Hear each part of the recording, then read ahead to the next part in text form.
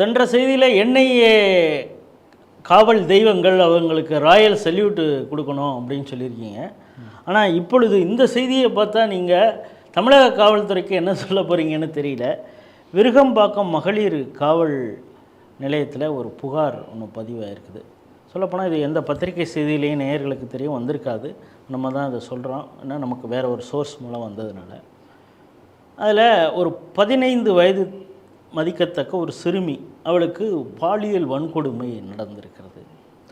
அவங்க சாதாரணமாக ஒரு கேஃப்டேரியாவுக்கு போயிருக்காங்க. அங்கே ஒரு காமன் ஃப்ரெண்டு மூலம் ஒரு பெண் அறிமுகமாகியிருக்கிறார்.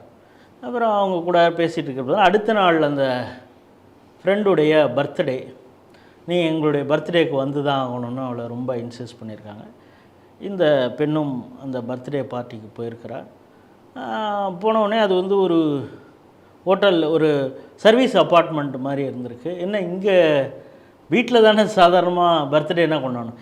இல்லை இங்கே சம் அதர் ஃப்ரெண்ட்ஸ் எல்லாம் வராங்க, அவங்களோட ஜாலியாக நம்ம இருந்துட்டு வேறு ஒரு இடத்துல தான் போய் கொண்டாட போகிறோம். ஏன்னா அங்கே போனவுடனே இது பர்த்டே செலிப்ரேஷனுக்குமான இது மாதிரியே தெரில. அது இந்த சர்வீஸ் அப்பார்ட்மெண்ட்டு இல்லை வந்திருக்காங்க. அப்புறம் அவங்க ஃப்ரெண்ட்ஸு அப்புறம் பேசிட்டு ஏதோ ஸ்வீட்ஸ் கொடுத்துருக்காங்க அந்த 15 வதிக்கத்துக்கு சிறுமின்னு சொன்னேன் இல்லையா, அந்த பெண்ணுக்கு. அந்த ஸ்வீட் சாப்பிட்ட உடனே அவளுக்கு ஒரு ட்ரௌசினஸ் வந்திருக்கு, ஒரு மயக்கம் வந்திருக்கு. பிறகு அங்கே இருந்த ஆண் நண்பர்களோடு ஒரு ரூமில் பிடிச்சி இந்த பொண்ணை தள்ளி விட்டுருக்கா. அந்த குற்றவாளிகள் பெயர் நம்ம சொல்லலாம், ஏன்னா பாதிக்கப்பட்ட பெண் பெயரை தான் சொல்லக்கூடாது. வில்லியம்ஸ் அண்ட் சோமேஷ்னர் இருவர், அவர்கள் மீது தான் வழக்கு பதிவு ஆகியிருக்கு. ஆனால் அந்த வில்லியம் என்பவர், ஏன் இந்த கேஸை நீங்கள் இதை செய்திகள் சிந்தனைகளை சொல்கிறீங்க அப்படின்னா, முதல் குற்றவாளி அதாவது வன்புணர்வில் ஈடுபட்ட முதல் குற்றவாளி கைது செய்யப்படவில்லை. அடுத்தடுத்த குற்றவாளியிலே ஏதோ கைது நடவடிக்கை நடந்திருக்குன்னு சொல்கிறாங்க. இந்த முதல் குற்றவாளி ஏன் கைது செய்யப்படவில்லை என்றால், அவள் திமுக பிரமுகருக்கு மிகவும் வேண்டப்பட்டவர் என்பதனால் அப்படிங்கிற ஒரு சந்தேகம் அந்த குடும்பத்தினருக்கு வந்திருக்கிறது. ஏற்கனவே நம்ம பார்த்துருக்கோம், விருகம்பாக்கத்தில் இதே ஒரு பெண் போலீஸ் மீதே பாலியல் தாக்குதலை திமுக இளைஞரணியை சார்ந்தவர்களே நடத்தினாங்க. அந்த கேஸை வாபஸ் வாங்குங்கன்னு அந்த பெண் காவலர்களுக்கு அழுத்தம் கொடுத்ததையும் நாம் பார்த்தோம். இதே ஸ்ரீ டிவியில் பேசியிருக்கிறோம். இந்த செய்தி எப்படி பார்க்குறீங்க? பதபதிக்கக்கூடிய ஒரு செய்தியாக சொல்லிட்டீங்க.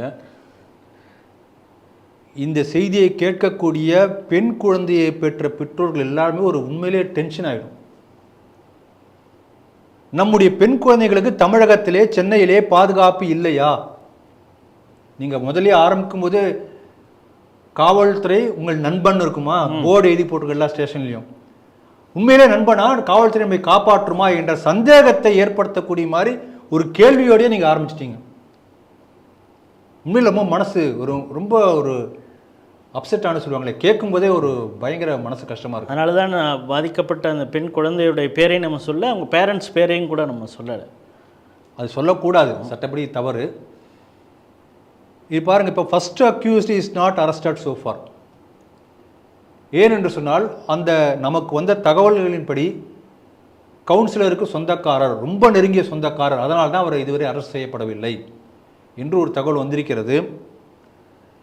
இந்த பெண்கள் மீதான தாக்குதல் நடக்கும்போது எந்த அளவுக்கு என்னென்னா, இதில் நம்ம முதல்ல ஃபஸ்ட்டு ஒரு விஷயம் நான் சொல்ல நினைக்கிறேன், அதன் பிறகு இந்த செய்திக்குள்ளார போகலாம்.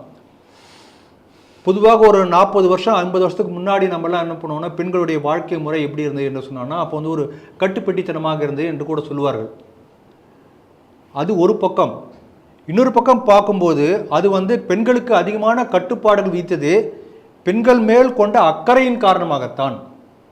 பெண்கள் பாதுகாப்பாக இருக்க வேண்டும் என்பதற்காகத்தான் சில எக்ஸ்ட்ரா கேர் அப்படி தான் நம்ம எடுத்துக்கணும், கேர் தான் எடுத்துக்கணும், எக்ஸ்ட்ரா டிசிப்ளின் கூட சொல்லலாம். ஆண்களை விட பெண்களுக்கு அதிகமாக வைத்தார்கள். ஆனால் இப்போ பெண்ணியம் பேசக்கூடிய என்ன சொல்கிறாங்க, அதெல்லாம் உடைத்து எரி. அப்படி உடைத்து எறியக்கூடிய காரணத்தினால் இது போன்ற பாலியல் வன்முறைகள் அதிகமாக நடக்க ஆரம்பித்திருக்கின்றன என்பதை நாம் ஒத்துக்கணும். அதுக்காக உடனே அந்த கட்டுப்பிடித்தனுக்கு போகணுமா அப்படின்னு நான் சொல்லலை. வரம்பு மீறிய எல்லையற்ற சுதந்திரம் என்பது அது இருக்கக்கூடாதுன்னு நான் நினைக்கிறேன். இப்போ உதாரணத்துக்கு யாரோ ஒரு பழகக்கூடிய ஒரு தோழி கேட்ட உடனே அந்த இடத்துக்கு போகலாமா? இது யோசிக்கணும் இல்லையா? அது பார்ட்டி. ஆமாம், பார்ட்டி இல்லை, ஒரு பார்ட்டினா எங்கே வேணால் போகிறது. இதுக்கு முன்பெல்லாம் என்ன பண்ணுவாங்கன்னா பெண் குழந்தைகள் வந்து அவங்க அம்மாட்ட கேட்கும், அம்மா நான் போட்டுமா, போகலாமா, அவங்க அம்மாவுக்கு தெரியாமல் போகவே மாட்டாங்க, செய்ய மாட்டாங்க. இந்த மாடர்ன் என்று உலகம் என்று சொல்லக்கூடிய இந்த உலகத்தில் இதெல்லாம் வந்து எது கேட்கணும் அம்மாட்ட? நான் சுயமாக எனக்கு நான் 15 வயசு ஆச்சு, என்னோட ஃப்ரெண்டு நான் போகக்கூடாதா? எனக்கு ஃப்ரெண்டு, எனக்கு ப்ரைவசி இருக்கு. ஃப்ரெண்டுக்கு ஃப்ரெண்டு இப்போ அப்படிதானே வந்திருக்கு. ஃப்ரெண்டுக்கு ஃப்ரெண்டு அந்த அது யார் நமக்கே தெரியாது. அதனால் இந்த மாதிரி வந்து பெண்ணியம் பேசக்கூடியவர்களால் எந்த அளவுக்கு வந்து சமுதாயம் சீரழிவுக்கு உள்ளாகின்றது என்பதையும் இந்த செய்தி நமக்கு ஒரு எச்சரிக்கையாக நம்ம பார்க்கணும். இது 2வது. 3வது, இதே போல் பாலியல் வன்கொடுமை நடக்கும்போது பாதிப்பு என்பது பெண்கள் தரப்புக்கு தான். அதனால தான் கட்டுப்பாடை வைத்தார்கள். அப்போ பாதிக்கப்பட்ட பெண்கள் அவங்க வந்து அவமானத்தால் குறுகி போவாங்க. இயற்கையாகவே ஒரு சமுதாயம் வந்து புறக்கணிக்கும், ஒரு பெரிய தாங்க முடியாத அவமானமாக இருக்கும். அந்த அவமானத்தை பயன்படுத்தி மீண்டும் மீண்டும் அவங்கள அதை வைத்து பிளாக்மெயில் பண்ணுவாங்க எல்லாருமே. Sorry to interview.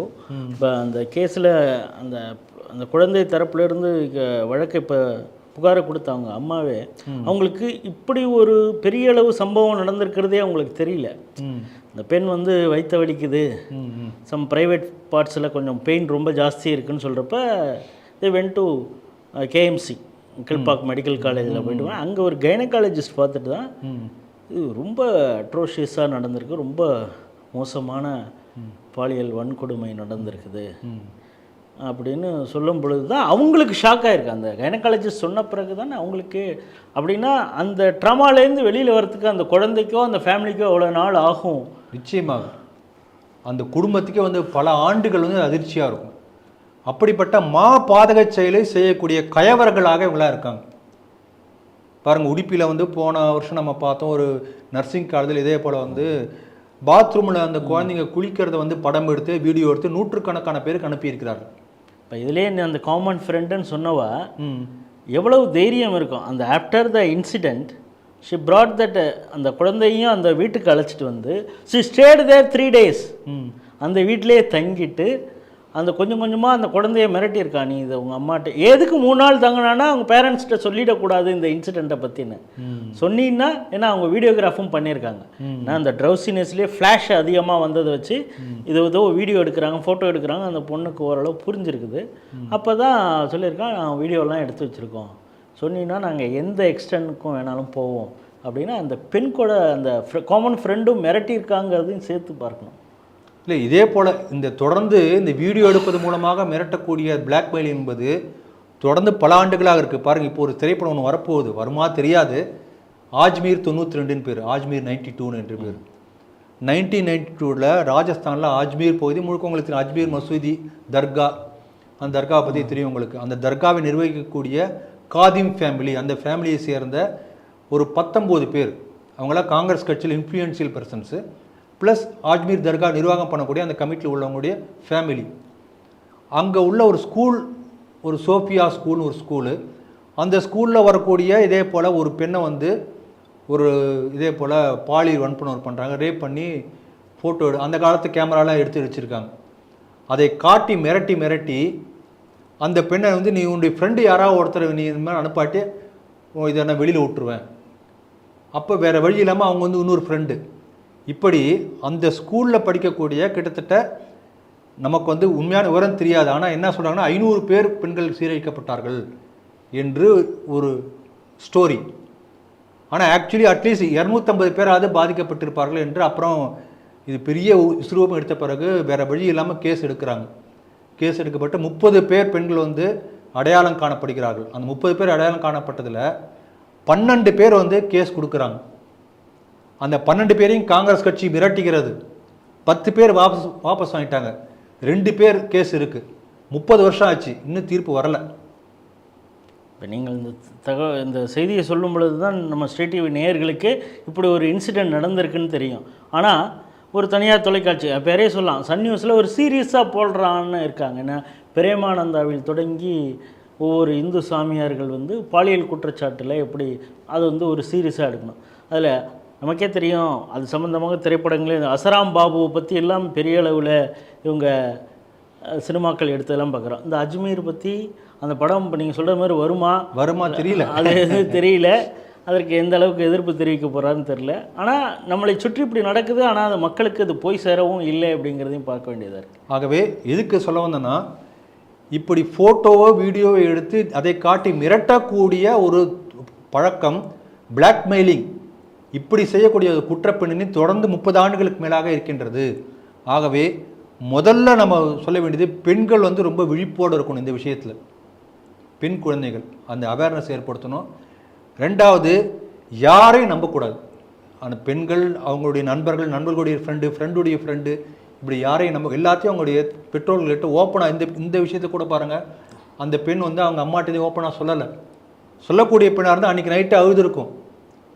அந்த தன்மை இல்லாதனால தான் முதல்ல இந்த மாதிரி யாரோ ஒரு பார்ட்டிக்கு வீட்டுக்கே தெரியாது போயிருக்கின்றது. ஆகவே பெண் குழந்தைகள் எல்லாத்தையும் தன்னுடைய பெற்றோர்கள்கிட்ட சொல்லக்கூடிய அந்த பழக்கம் ஏற்படுத்தணும். அதுக்கான ஸ்பேஸ் பெற்றோர்களும் கொடுக்கணும். இந்த மாடர்ன் இந்த உலகத்திலாம் ஓடிட்டே இருக்காங்க, பேசுறதுக்கே டைம் இல்லை. அப்படிப்பட்ட ஒரு மாடர்ன் உலகமாக போய் கொண்டிருக்கிறது. அது ஒரு காரணமாக இருக்கின்றது. இந்த அட்டாமிக் ஃபேமிலி சொல்கிறாங்க இல்லையா, நியூக்ளியர் ஃபேமிலி போய் அட்டாமிக் ஃபேமிலி வந்தாச்சு. சின்ன ஒரு ஃபேமிலி, அதுக்குள்ளார அவங்க அப்பா அம்மா பேசும்போதே வந்து வீட்டில் சாப்பிட்டு முடிச்சுட்டு கொஞ்ச நேரம் தான் பேசுவாங்க. பேசும்போது அந்த பொண்ணு ஃபோனை வச்சுட்டு அம்மாட்ட பேசும், இவங்களும் ஃபோனை வச்சுட்டு பேசுவாங்க. அப்போ ஃபோனில் ஒன்று பார்த்துட்டு தான் பேசுவாங்க, பேசுறது கூட 1 to 1 பேச மாட்டாங்க. அந்த மாதிரி இன்றைக்கு சூழ்நிலை மாறிக்கொண்டிருக்கிறது. ஆகவே பெற்றோர்கள் உங்களுடைய பெண் குழந்தைங்களுடைய பெற்றோர், குறிப்பாக ஆண் குழந்தைகள் பெற்றோர்களும் பண்ண வேண்டியது தான், தினசரி ஸ்பெண்ட் டைம் கொஞ்சம் நேரம் ஒதுக்கி என்னென்னு, எங்கே போனாங்க, எங்கே வந்தாங்க, என்ன பண்ணாங்க, அவங்களோட உட்காந்து அவங்க லெவலுக்கு இறங்கி எல்லாம் நீங்கள் கேட்கணும், பழகணும். இப்படி செய்தாலே பாதி குற்றங்கள் நடப்பது தடுக்கப்படும் என்பது என்னுடைய அபிப்பிராயம். ரெண்டாவது, இதில் வந்து போக்சோ சட்டம், இப்போ அந்த அஜ்மீர் தர்கா கேஸ் நடந்த போது போக்சோ சட்டம் இல்லை. நல்ல வேளை இப்போ போக்சோ வந்ததுனால ஒரு பெரிய பாதுகாப்பு, ஒரு கடுமையான சட்டம், அது யாரும் தப்பிக்க முடியாது. ஆனாலும் கூட அரசியல் பின்னணி கொண்டவர் என்கின்ற காரணத்தினால் முதல் குற்றவாளி இதுவரை கைது செய்யப்படவில்லை. அவர் மீது எந்த நடவடிக்கை எடுக்கப்படவில்லை என்பது வருத்தம் தருகிறது. நிச்சயமாக இந்த அரசு செய்தே ஆக வேண்டும். ஏன்னா சிடிவியில் எனக்கு நல்லா நினைவிருக்கிறது, இந்த லாவண்யா கேஸ் நடந்தது அரியலூரில். லாவண்யா கேஸ் வந்து முதல்ல வெளியுலகம் தெரிவதற்கு முன்பாக முதலாக செய்தியை சொன்னது சிடிவி.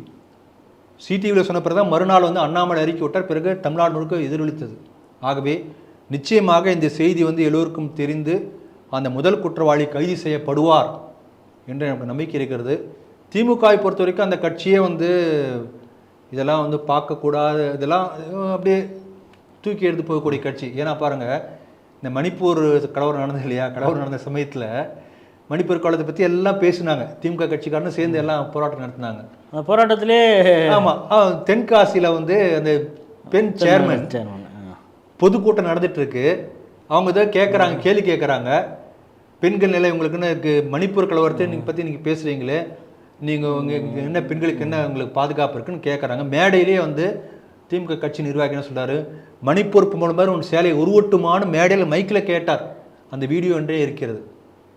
ஆகவே இந்தளவுக்கு தான் பெண்களை மதிக்கக்கூடிய கட்சி திமுக. அது எப்படியே இருந்துட்டு போகட்டும்.